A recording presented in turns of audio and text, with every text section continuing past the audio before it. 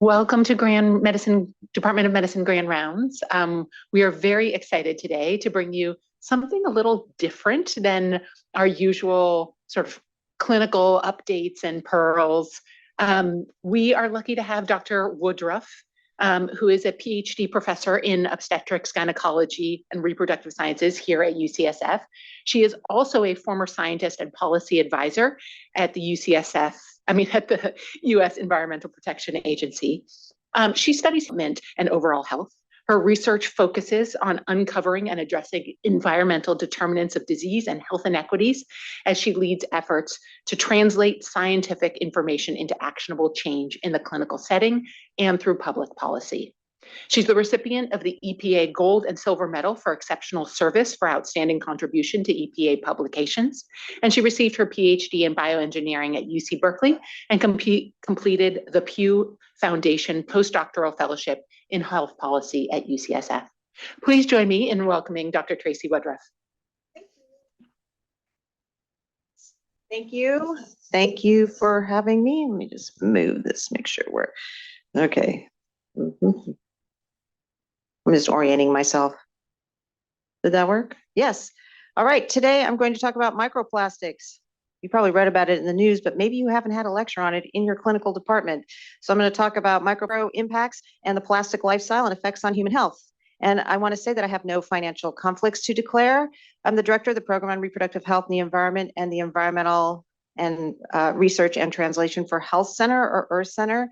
And we're dedicated, as was so eloquently said, to identify environmental determinants of disease and solutions to reduce harmful exposures.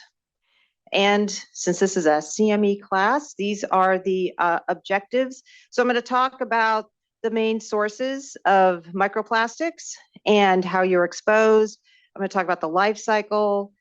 And then what do we know about the relationship between exposures to microplastics and adverse health outcomes? And then what are some of the solutions, both at an individual level and at a systemic or structural level? So plastics, people probably all know what they are. You might probably have some in your bag. I have some in my helmet. They've been growing exponentially in terms of production. So plastic production has doubled since 2008 and is projected to triple by 2060. So now we have a lot of plastic among us.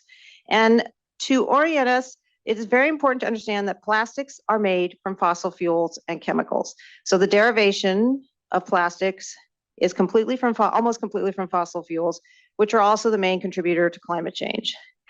And plastics are made up of two main components. This becomes important when you're doing some of the science-related activities on this, including measuring them and identifying the health impacts. So, as I said, it comes from coal, oil, and gas. They are converted into two components. One is a carbon-based backbone, so it's like a string of carbons, and it's a polymer. So polyvinyl chloride, polystyrene, polyethylene. And then there are additives that are put into plastic, and you may be familiar with some of these. Some of them are things like plasticizers like phthalates or BPA, or certain types of chemicals that give properties like PFAS, makes it slippery, or sunscreen. So there are about 13,000 plastic chemicals. We can debate that, but used in plastic materials. So there's a lot of both the structure of the plastic as well as the chemicals used in plastic. And so there's hazards along the hazardous chemicals that are produced along the plastic life cycle, starting from extraction, going to production, and then transportation. So first of all, plastic is extracted from the ground. And right now in the United States, the biggest source of plastic production comes from fracking. This is like deep wells that are put into the ground, and they both shoot chemicals down into the groundwater, as well as emit pollution from the fracking. This is a picture from fracking that's going on in North Dakota. You can also get exposures from transport. If people are familiar with the East Palestine train derailment, this was carrying one of the chemicals in there was vinyl chloride, which is widely used in plastics. This was burned off and then contaminated this community, leading to many adverse health outcomes. And then there's the production of plastics. So the production of plastics, where you have sometimes very large facilities like in the Texas Gulf Oil Coast, where these facilities are both producing plastic and producing the chemicals, both the plastics and the chemicals used in plastic, and they are sited near where people are living, including, for example, in this location in Louisiana, which is located in what is known as Cancer Alley, where there are hundreds of facilities along the Mississippi River that are located near where people live, and these people are primarily low income and communities of color. And then you have the immense amount of plastic waste. This is just one picture from the Philippines, where people not only there's plastic that's washed up on the shore, but then there's secondary exposures that are happening as people are plastic pickers, essentially, who are also sorting through the plastic. So plastic fragments get into our environment. There's macroplastics, micro and nanos, and they're produced from fossil fuel. Then they break down into smaller and smaller fragments, and they get into the environment, and they've been measured all the way up to the Arctic. They've been measured in multiple animals, and then they are found in waterways. And I think an important thing to remember about plastics is it doesn't go away. It just gets smaller. And so what about microplastics? This is an area of great and exploding area of research, both in exposures and trying to characterize health effects. Microplastics have a technical definition has one dimension, less than 5 millimeters, and they're generally not visible to the human eye. So you can think of it as the pencil width is here. They can be less than a width of a human hair, grain of salt, but there also can be smaller. So down in the nano range can be smaller than things like viruses and blood cells. So some of them are visible to the human eye, but a lot of them are not visible to the human eye, which leads to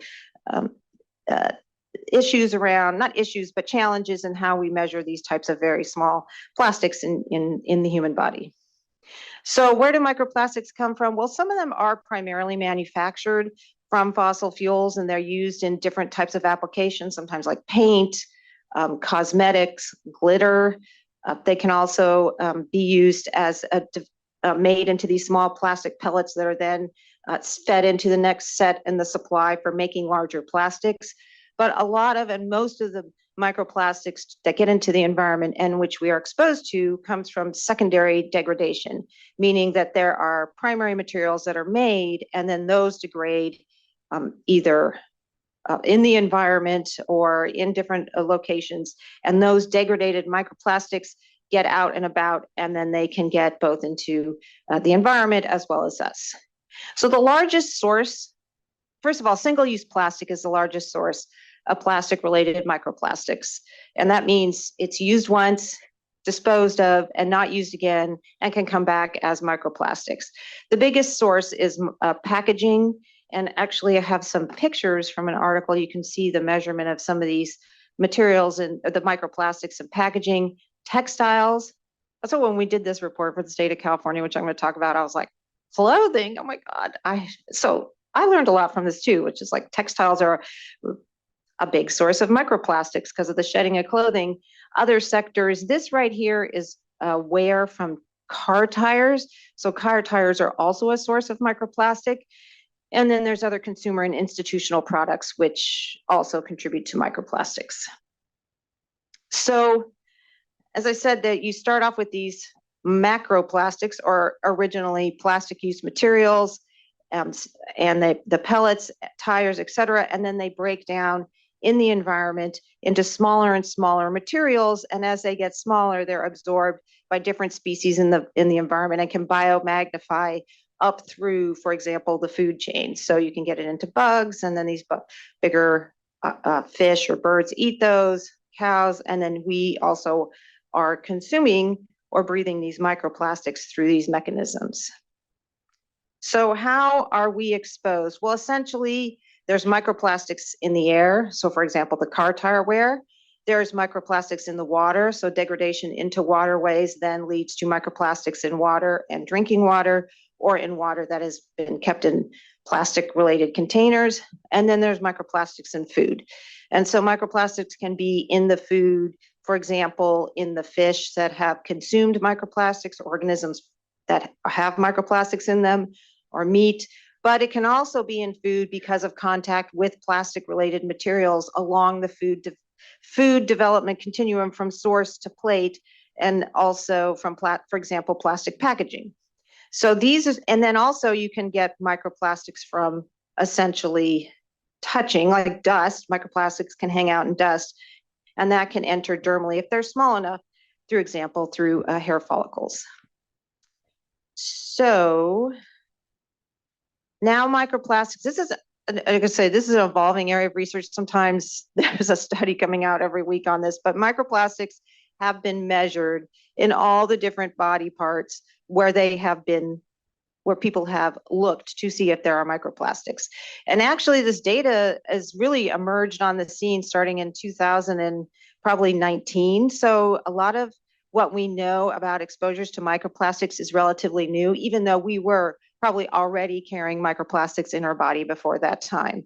And I think just the history of how this topics get integrated into environmental health we can talk about it at the Q&A, but it's just pretty interesting because a lot of people used to know of plastic pollution as like the turtle who got the straw up their nose or microplastics in the ocean, but it turns out we are also part of the microplastics continuum. So microplastics have been measured in placenta, they've been measured in the liver, the kidney, they've also been measured in breast milk and feces, so we know we're excreting microplastics, the lungs, and also the brain and the reproductive system like the testes. So pretty much wherever anyone has looked, they have measured microplastics. And this is from a very interesting study. Maybe you've heard about it. I'm not going to talk too much about it, but the microplastics in the brain, you have a spoon. This paper came out of a research group at the University of New Mexico, Matt Camden, who measured microplastics in both deceased patients who had dementia as well as healthy brains from various different brain tissue banks. This comes from NC's North Carolina, MD's Maryland, Massachusetts, and New Mexico. And what's really important about this over time, and we can talk about the measurement issues later, but what you see is that as time has gone on, more microplastics are being measured in these brain tissues. These are from the normal brains that they had from autopsies. And the point being that as we are producing more plastics and using more plastics in our daily lives, we're also seeing accumulation of microplastics in the brain tissue. They also saw this in the liver and the kidney where they also measured microplastics. All right, so what do we know about the health effects of being exposed to these very tiny particles and tiny plastic particles? So microplastics have been linked to a lot of different health outcomes, like oxidative stress, inflammation, gastrointestinal effects, and cancer.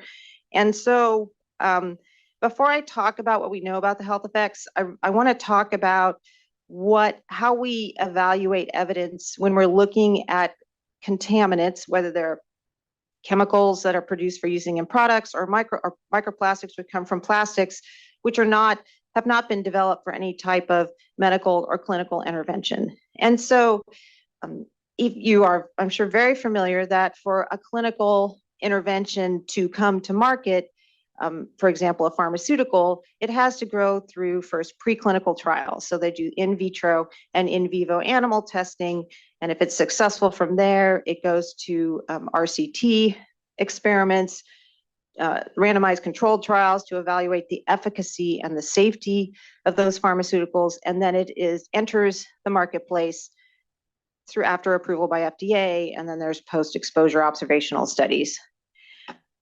The difference for these items like plastics or all the chemicals that are used in plastics or microplastics themselves is there's no law that requires that these chemicals, the vast majority of these chemicals that are used in plastics or the microplastics themselves, have to be tested before and identified to their potential for either exposures or health effects before they enter the marketplace. That is the way the legal structures are set up in the United States. So essentially, all these chemicals that are used in plastics, as well as the plastic material themselves, were grandfathered in under the law that governs these the evaluation of the primary law that governs the evaluation of chemicals used in the marketplace, which is the Toxic Substances Control Act. So these chemicals and these plastics are used on the marketplace, and now we are doing a post hoc analysis of what are the health effects after they have been approved, enter the marketplace, and become embedded in our economy. And so that's one important component of this. The other component is, so if you imagine we're at that part of in the cycle of understanding the health effects, we also then want to be using, because they're not designed for an intervention that will help with some type of health effect, you really can't be doing randomized controlled clinical trials on chemicals that are used in products or microplastics.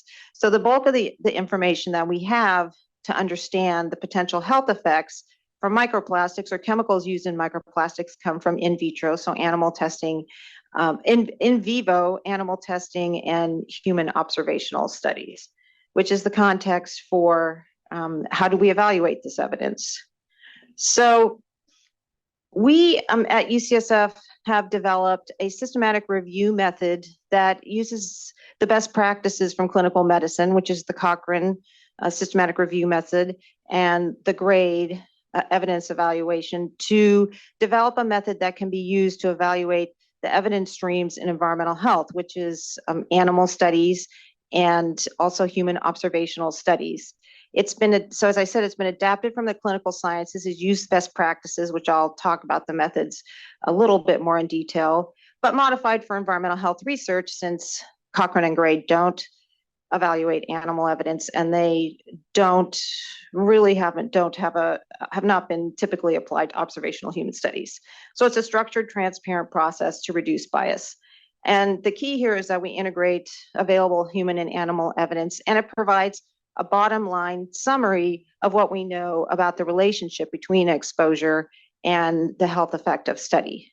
This has been, we published this in 2009, it's been a while. It's been endorsed by the National Academy of Sciences. This method has been used by WHO and ILO, International Labor Organization, to conduct evaluations of occupational health risk factors and the burden of disease, and has been tested in multiple case studies. So just to iterate what the steps are in the process, is that we can evaluate both human data and animal data.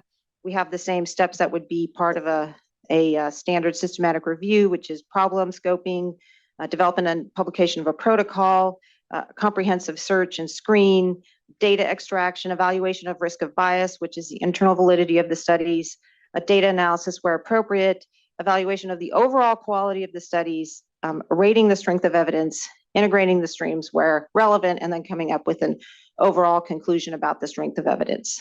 Now, before I also want to talk about the use of animal data to identify human health hazards.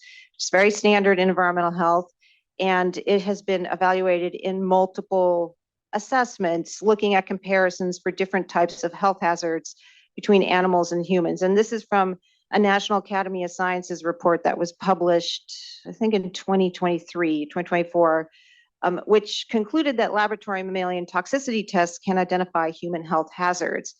But often these tests, or in some cases, these tests may miss types of endpoints because they often are not sensitive enough. So an example would be developmental neurotoxicity or mammary tumors. So this is the evaluation of animal evidence to identify human health evidence is grounded in extensive analysis over decades. So we were approached by the California Science Policy Evidence Consortium, which is out of the University of California, Sacramento office, who had a program to provide rapid advice to the state legislature about topics of high interest. And this was, we were approached a couple years ago, and they asked if the state legislature wanted advice about microplastics. They wanted to have a report that characterized where microplastics used, what's the extent of what we know about the sources and exposures to microplastics, what do we know about the health effects of microplastics, and what is the landscape on policy options that could be implemented to reduce microplastic exposures. So our primary objectives, we then entered into, because that we would do a systematic review. So we're going to evaluate human and animal evidence, rate the quality and the strength of the evidence, integrate the human and animal evidence streams to the extent possible. You'll see that's not as relevant as you might think, and then develop a final bottom line statement regarding the health effects of microplastics. So because we were doing this under a 6-month time frame, we did what's called a rapid systematic review. So if people are not embedded in the Cochrane world, a rapid systematic review became actually much more established during COVID, when there was a need to do much quicker systematic reviews to understand certain types of interventions related to COVID, methods for preventing COVID. And so essentially the rapid systematic review can be done quickly. You can modify certain steps to speed up the process of conducting a systematic review. For example, you might not cross-check every single reference. You might have only one reviewer on the title and abstract, or do a minimized evaluation of concordance. So we took this method that has been developed under Cochrane and used it to do a rapid systematic review for microplastic exposure and health effects. And now it's really important to understand too, is like, what is an adverse health outcome? So the state of California is like, tell us, what are the adverse health outcomes from microplastics? And this turns out to be a range. Is a change in your hormone systems an adverse health outcome? Is it just when you get cancer? Is it just a change, a drop in your semen quality? So we use the definition that has been commonly used, or is on the books at the U.S. Environmental Protection Agency, meaning that a biochemical change, functional impairment, or pathological lesion that could affect the performance of the whole organism or reduce the organism's ability to respond to additional environmental challenge. So an adverse health effect is not just the apical outcome that you see, for example, a cancer tumor. It could also be the precursor events that predispose the animal or the human to a future downstream adverse health consequence. And in light of that, one of the key things that we used here, which will come up when I talk about the results, is that we used what's known as the key characteristics, or the key characteristics of cancer. So this is has been developed in the field of environmental health, again, to understand what are the common mechanisms that lead to known human carcinogens. So these are mechanisms or biological pathways that are known to be linked to systemic or observable endpoints. And they were started for cancer, and they've been expanded to other types of adverse health outcomes. And just to give you an idea about background on the key characteristics of cancer, you may be familiar with the hallmarks of cancer. These are properties that cancer cells get, that they acquire, that distinguish them from normal cells. This is different than the key characteristics, which actually have been developed based on the International Agency on Research on Carcinogens, which is an international agency that evaluates the chemical hazard potential of, well, it's been hundreds of different types of environmental agents.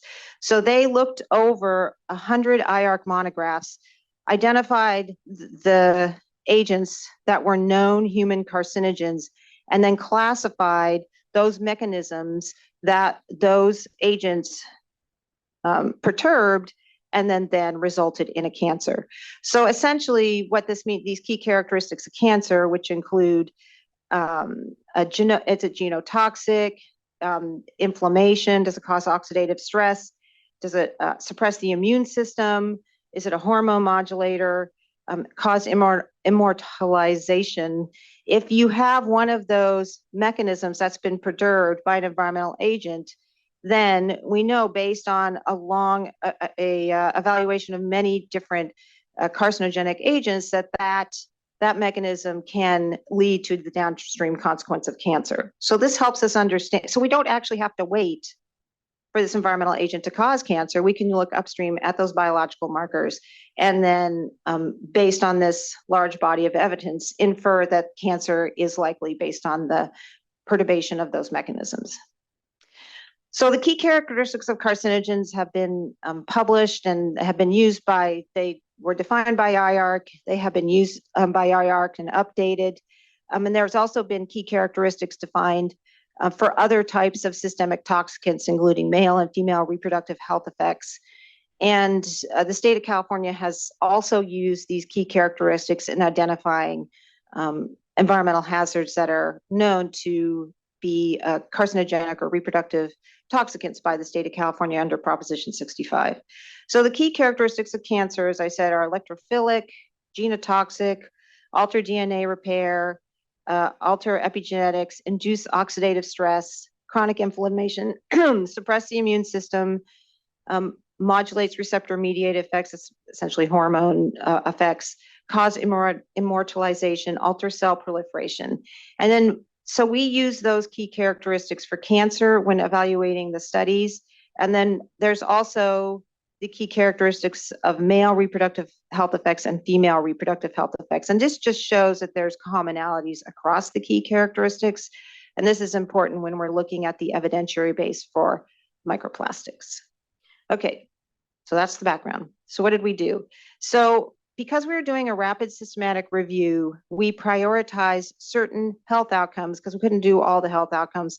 So we prioritized 3 different types of health outcomes: digestive outcomes, reproductive outcomes, and respiratory outcomes. So we prioritize digestive outcomes and respiratory outcomes because those are kind of the first points of contact for microplastics. So if you're eating or drinking microplastics, they hit your stomach and your colon and your intestinal tract and your colon first.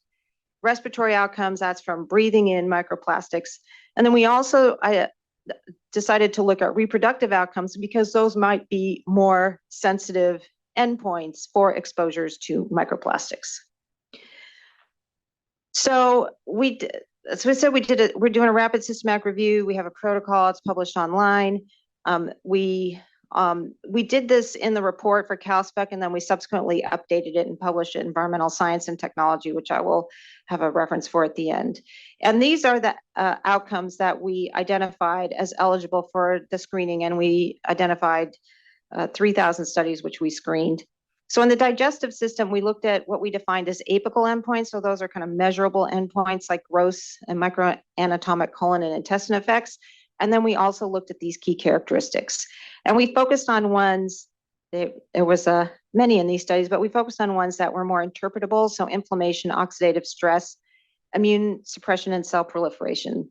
For the reproductive endpoints, we looked at sperm-related outcomes in the males, follicle and ovarian reserve, oocyte, meiotic progression, blastocyte development, and anogenital distance. And also birth outcome weights of fetus and placenta. And then the reproductive key characteristics, we looked at alterations in reproductive hormones. For the respiratory, we looked at the apical endpoints in the lungs of total cell count, lung injury, pulmonary function. And then for the key characteristics, we looked at chronic inflammation and oxidative stress. So you can see there's some commonality here across some of these key characteristics and what we evaluated in each of these systems. So the other thing that I wanted to know, I'm just going to say right now, the most of the basis of our ability to identify health effects from microplastics is primarily animal data. There's actually quite few human studies, at least for these outcomes. And so we wanted to focus on animal studies that were most relevant to the human experience. So we looked for, our criteria included only studies that had repeated exposures. So they had to have basically chronic exposures. It had to be via food or water, meaning they got the microplastics in their food or they got it in their drinking water. There's other ways that animals are exposed. So we picked something that's more like what humans do.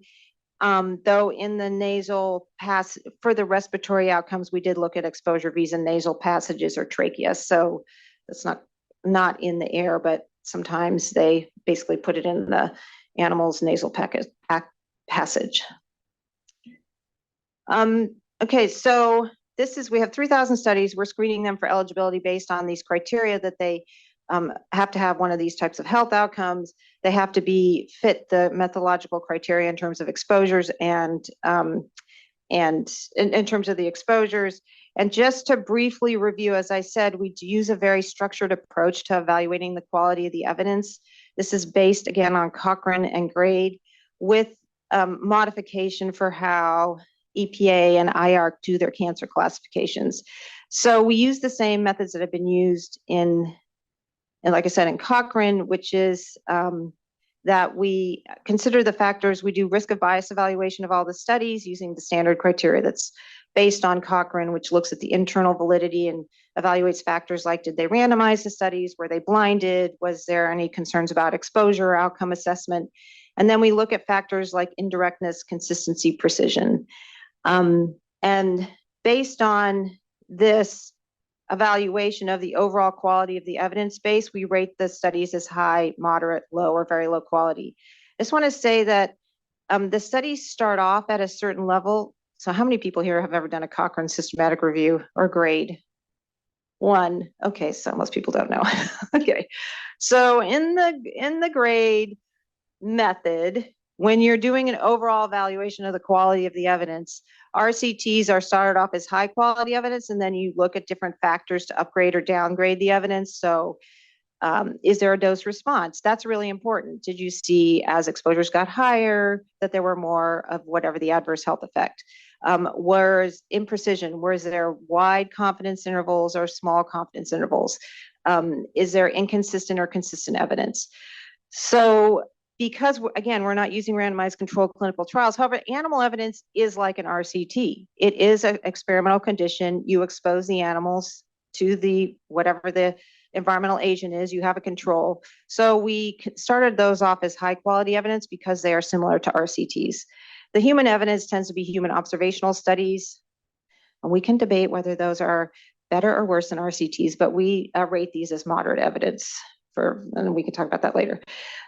So that's how we evaluate these evidence. We rate them across their different quality ratings. And then after we get the strength, we do an overall consideration of the body of evidence, which is what you would typically do in environmental health when you're evaluating, for example, carcinogens. And we look to see how much essentially confidence we have in the effect estimates. What's the direction? As higher exposures lead to more of the health outcome and other compelling attributes. And then we conclude about whether it's known, presumed, or suspected or not classifiable. Now, this is very important because you can make one of the goals of this method, and it really is in Cochrane and grade also, is that even when you have moderate quality evidence or suspected evidence, you can still take an action because there are other factors that are important in terms of making a decision. For example, in a pharmaceutical setting, is there an alternative that's safer or more efficacious than that particular pharmaceutical, which may have some harmful health effect? So it's really important that your decisions not just be based on causal evidence. And this is just a schematic of how we did this based on the National Toxicology Program, where we have the level of each stream of evidence here, high, moderate, low, low, inadequate, moderate here, and then combining them, we come up with known, presumed, suspected, or not classifiable. Okay, so now that you're all an expert in systematic reviews, this is what we found. Oops, where's all the things in here? Okay. So after the screening and the eligibility criteria, we basically found, we did find that there were 5 studies where the animals were exposed by food, 16 by water, and 7 by air. So primarily we had a pretty reasonable database of studies that had evaluated exposures to the animals by the oral route. The range of the rodents per study was 15 to 180. Animals were exposed anywhere from 14 days to 32 weeks, which is actually a reasonable amount of time in the life of these animals and for evaluating a chronic toxicity study in environmental health. There were some human studies. There were a few human studies. There was one where they measured microplastics in amniotic fluid, one in the placenta, and one in a nasal lavage. And they were looking at the 2 in the placenta and the amniotic fluid were looking at pregnancy outcomes, and the nasal lavage was looking at respiratory related effects. Okay, so different types of, if you remember what I talked about, they had different types of microplastics. I'll talk a little bit about this, but most of them purchased these small little beads made of polystyrene, ethylene, polypropylene. There was one study that actually took tire wear off of a tire and exposed the animal to the tire wear. So what did we find? I'm just looking at the time. Okay, yeah. So what we found was we concluded that microplastics are suspected to adversely impact the anatomy, the gross or microanatomy of the colon or small intestine based on moderate quality evidence. There was high quality evidence that it was immune suppression and moderate evidence that it affected cell proliferation and cell death. So remember, the first one is the apical endpoint and the two key characteristics. Oh, and moderate data on chronic inflammation. But we concluded that microplastics' effect on intestinal oxidative stress had very low quality, as well as the hormones.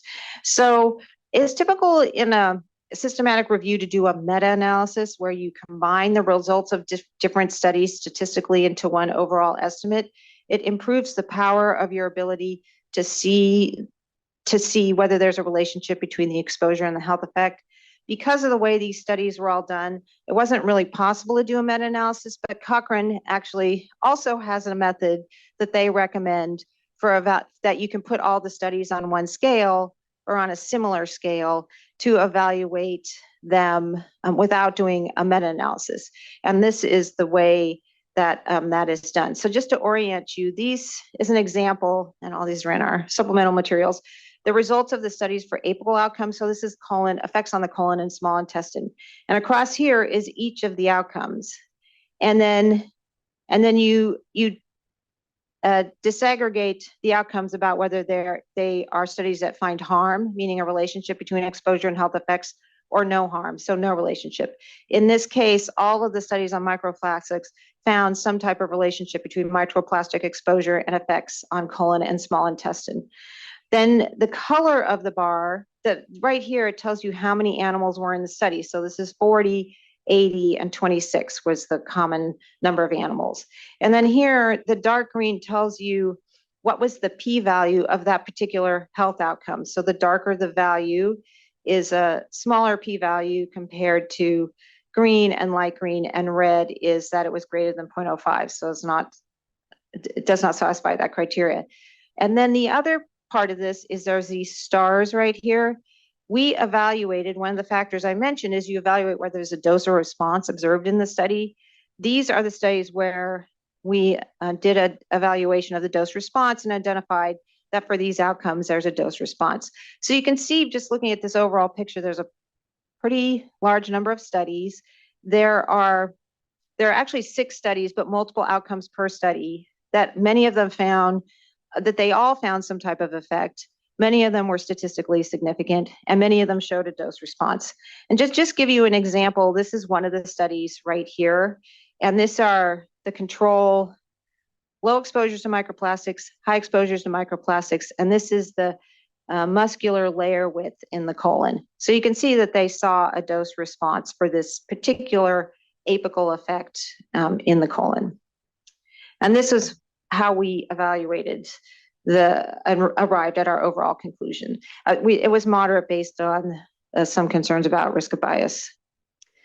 So, yeah. So then I just wanted to also talk about the other. So I talked about the key characteristic. This is the data for chronic inflammation. Now, in this case, you can see there were some studies that found no harm. They're graphed over here, and then these found harm. So you can also use this graphical method to disaggregate the no harm from the harm.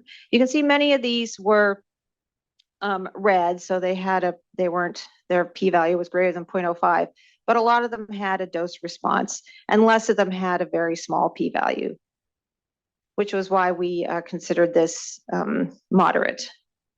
Okay, so the reproductive health results, we followed the same schematic. We concluded that microplastic exposure is suspected to adversely impact sperm quality, and this was based on high quality evidence. Female follicles, moderate quality evidence. Reproductive hormones, moderate. We concluded it was not classifiable for humans. The 2 human studies I mentioned were considered low quality evidence, both for growth outcomes and gestational age. There were some animal studies that also looked at birth outcomes, but we considered those also very low quality. And this is an example of the sperm quality data, which we felt was pretty compelling. You can see that all the studies found harm. They were all statistically significant, and most of them showed a dose response. And this is an example from one of the studies where they're looking at sperm viability. The black is the control, and then the blue is and the red are increasing exposures to microplastics. They also looked at different sizes of microplastics in the microplastic range. We also evaluated whether studies looking at polystyrene versus polyvinyl microplastics had a difference, and it didn't really influence our overall findings. And we did a statistical test of that as well.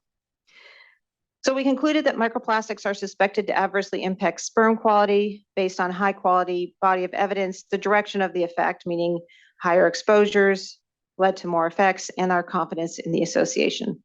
And the respiratory results, we concluded that microplastics are suspected to adversely impact pulmonary function based on moderate quality evidence, lung injury, chronic inflammation, oxidative stress. But we could not conclude either the human data was also a very low quality evidence, as well as a cell count. And this is just an example of the pulmonary function, which you see something, and in this case, you see there's a number of studies that find no harm, but a number of other studies that do find harm. And so we concluded that it's moderate quality evidence. The direction of effect was increasing exposures, increasing adverse health effects, and the confidence in our association. So overall, we concluded that microplastics are suspected to be a digestive hazard, a reproductive hazard, and a respiratory hazard. So remember, the categories were known, probably, and suspected. So we believe that there's reason to be concerned, and that because many of the health outcomes were key characteristics, which are linked to cancer, it's also a suspected link to colon cancer, which is the many studies were in the digestive colon tract, and also lung cancer. Okay, so the strengths of the study: we prioritize outcomes most relevant to health. We applied concepts of key characteristics. We use best practices for synthesizing, presenting data when meta-analysis is not possible, again, based on the Cochrane Handbook. And we use rigorous methods to evaluate the data and develop a succinct bottom line summary of the evidence. And we documented all of our decisions, which are available in the paper.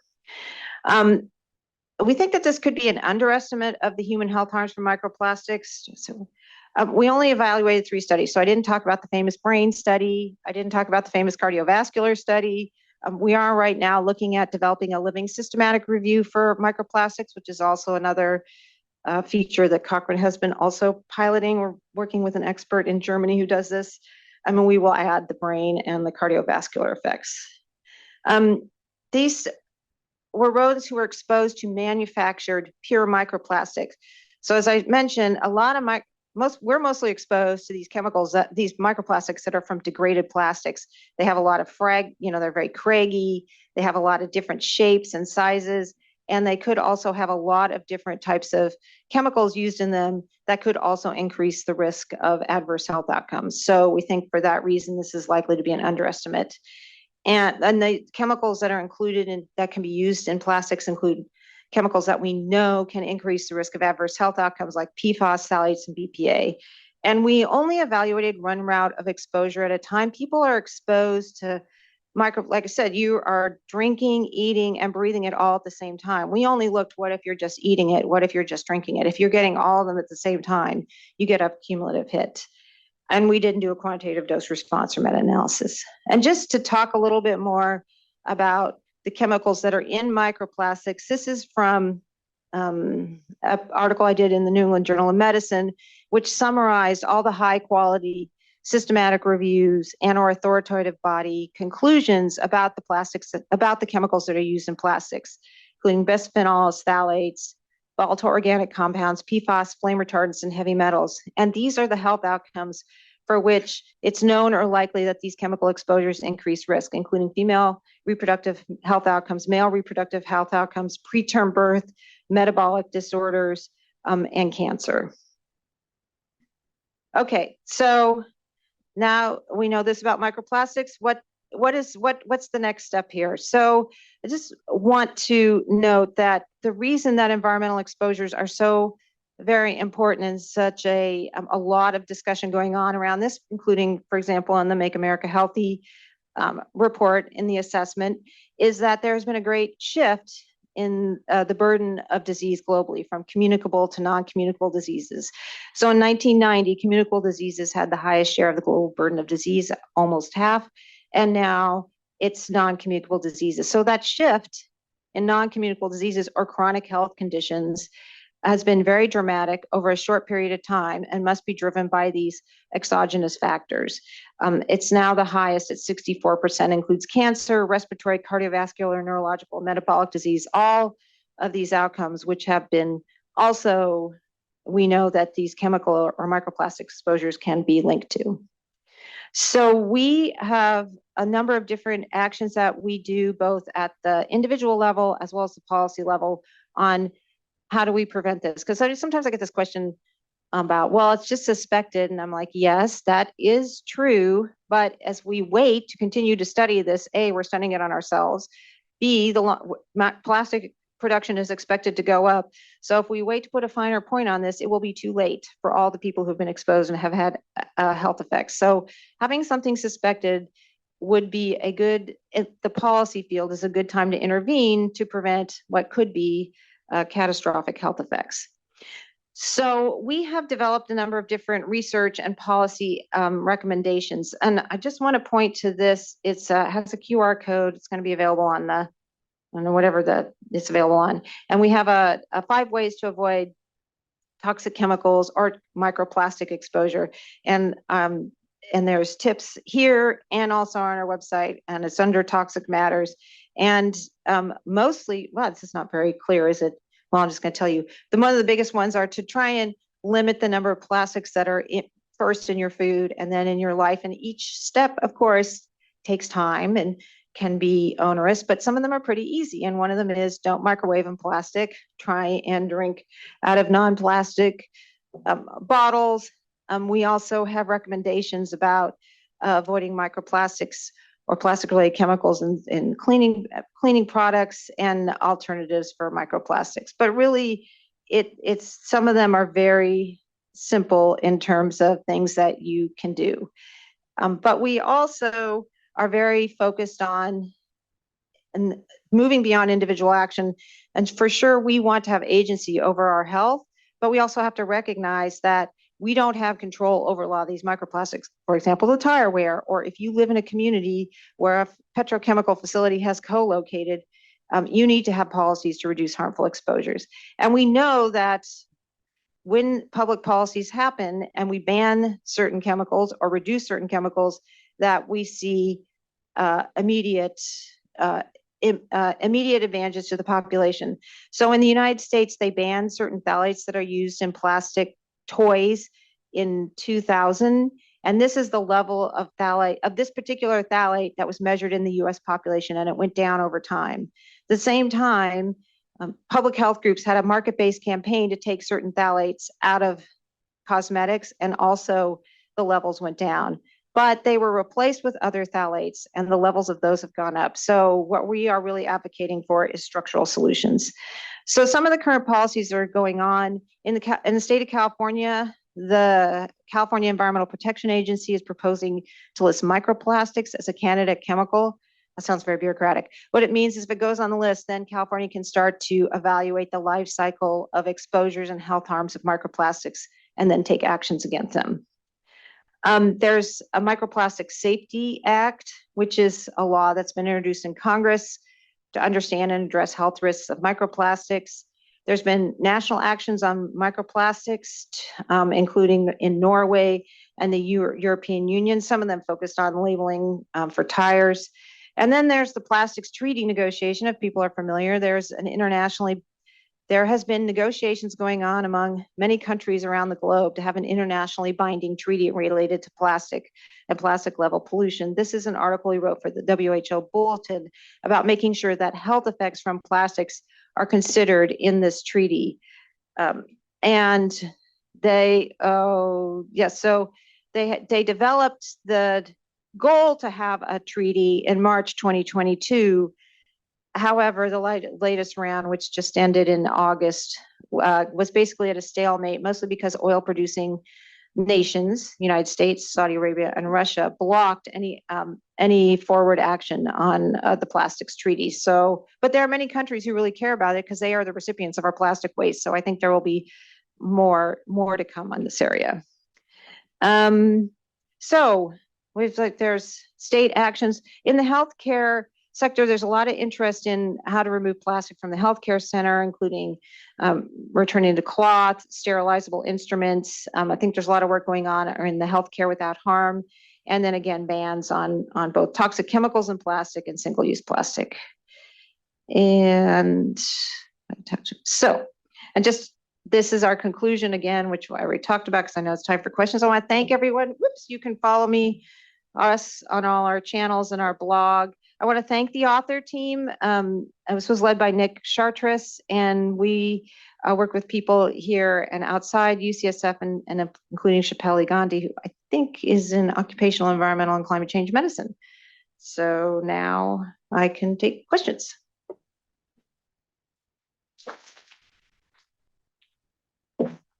Thank you. Well, you already answered my question, which was really, how do we make different decisions as consumers, and how does that then drive the market, and what else is needed from a regulatory? And so it seems like, much like our approach to smoking or other harmful, it has to be like, how do we influence the consumer decision? How do we have policy to support that? And then how does that allow us to really take on the business interests that are sort of fighting against? Yes, all those things. So that's very good. Yes, you memorized it. Oh, I got it from your slide. So that was absolutely terrific. And I know we probably have a lot of questions from the audience and online. So I will, see the floor to them back.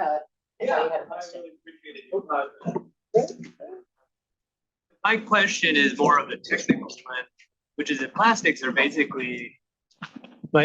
Thank you for your talk. My question is more of a technical one, which is that plastics are literally in everything.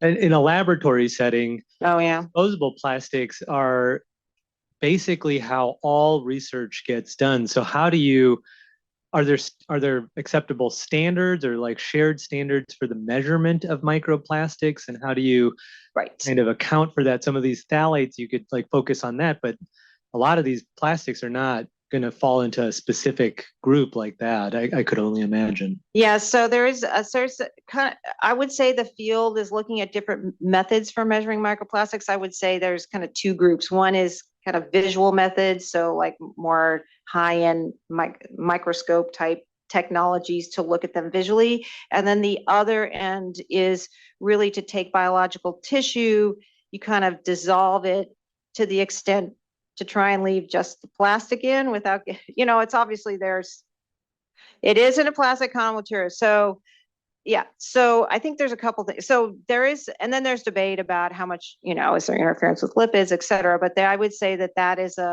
using GCMS is a pretty standard method, becoming a more standard method. The field is evolving very quickly. Your comment about, well, you can have contamination from all the components of the collection, et cetera. Some of the studies have focused on trying to improve the collection material. Our approach has been to essentially take all the collection material, we're doing this right now actually, and measure how much contribution there is from the collection material itself to the microplastics, and then subtracting that out of what we find we're looking at blood samples. So I'm not going to say this is all perfect because, like I said, there's a lot being worked out, but I would say that's kind of the basic approach and we use that too in the analytic chemistry for measuring chemicals. You take a blank, measure what's in the blank, and then subtract it out.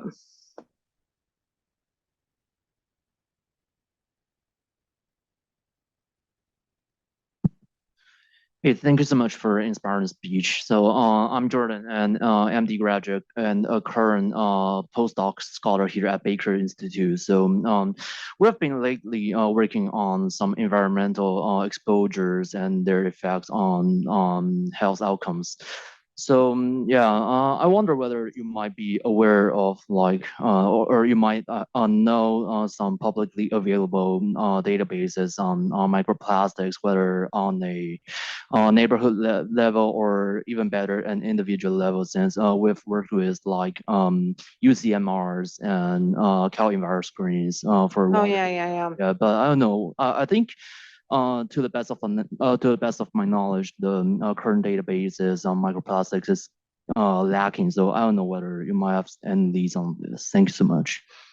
Yes, I don't know of any of these databases that cover microplastics, but there's ways to infer microplastic exposures. So, okay, so one thing I wanted to say, which I didn't say in the talk, but I think is really interesting. So in the United States, there's a lot of known about particulate matter air pollution, which is basically primarily from combustion sources. It's small particles in the air. It's regulated under the Clean Air Act, and for that reason, there's a lot of monitors everywhere for PM 2.5. And they are in the same size range as microplastics, right? Microplastics and PM 2.5 intersect in their size range in terms of that. So I think there's no database that says, oh, microplastics are coming from here or here, but it feels like the next logical step is to, because a lot of those PM 2.5 data air monitors collect on a filter, is to analyze the filters to identify how much of it is microplastics. I don't know if anyone's done that, but that seems like that. Or to look at traffic-related air pollution. So traffic-related air pollution will also be in part composed of the rubber material that's coming off of the tires. But it's a big gap because right now everyone's doing it through, well, we have to measure it in people. And I've been thinking about this, but that's really hard. There's a lot of technical challenges to that. It would be better if you had sources of the microplastic or measurements in places. The state of California did put money into evaluating microplastics in drinking water. And I think they're developing measurement techniques as well as evaluating mitigation methods, like how do you take it out? And it's possible that they have data in the state water department on this.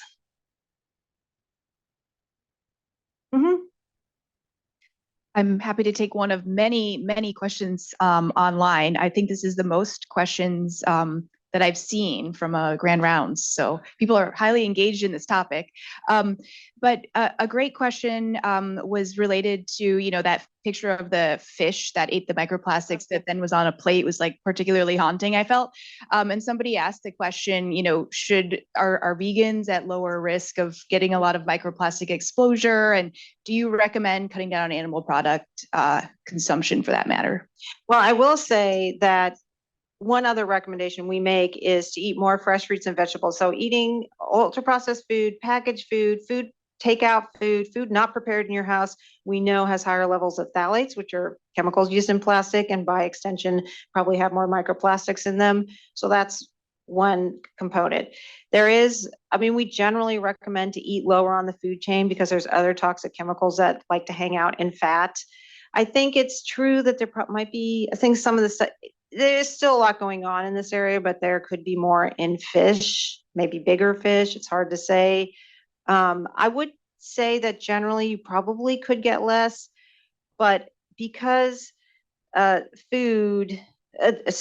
vegetables and fruit generally, in terms of the food supply in the United States, are national, meaning it's all grown in one place and shipped nationally.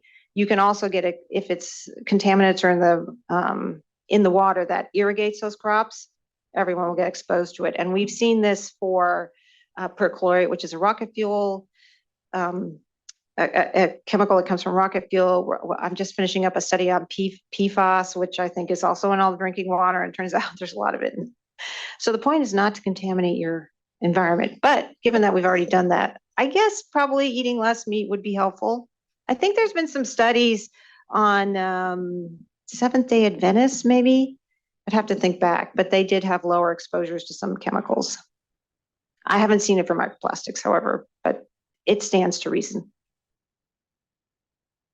Well, thank you so much, Dr. Woodruff. I'm going to advocate for them to bring back those wooden forks and spoons in the cafeteria. Yes. They were here for a second, and then I think people got splinters in their tongues. And, well, I guess you have to do stainless steel then. Yeah, bring your own. And the cafeteria actually has stainless steel. So there you go. And in my mind, as I'm sure many have in the audience, we're all thinking of like different buying decisions that we're Well, going to make as a result of this stuff. And it's a journey. Yeah. I have myself, I'm always kind of like looking around my house going, how am I going to get rid of that thing? And, you know, there's resources online for removing plastic items in your house for sure. So, well, thank you for Yes. joining us Happy today. to This do is it. terrific.